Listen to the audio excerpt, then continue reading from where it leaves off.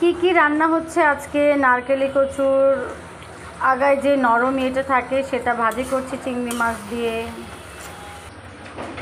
আমার ভাবিজান আবার বড় বড় পাঙ্গাস মাছ ধুইতেছে হলুদ মরিচ দিয়ে গরম পানি দিয়ে, সেটাকে হচ্ছে আলু বেগুন টমেটো দিয়ে রান্না করব।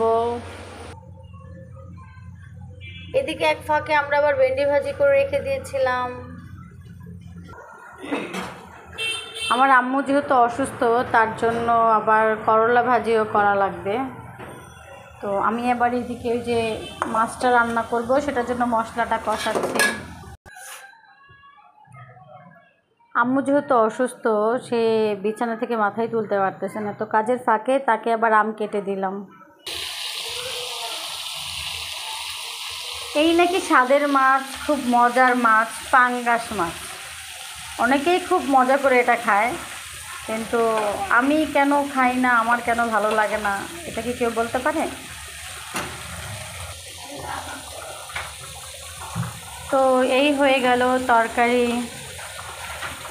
আলু সিম টমেটো, সরি সিম না, বেগুন, আলু বেগুন টমেটো দিয়ে হচ্ছে পাঙ্গাস মাছের তরকারি।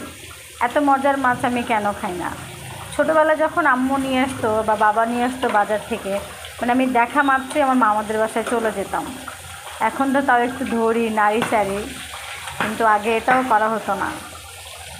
তো সবাই ভালো থাকবেন, সুস্থ থাকবেন, সবার জন্য দোয়া এবং শুভকামনা রইল।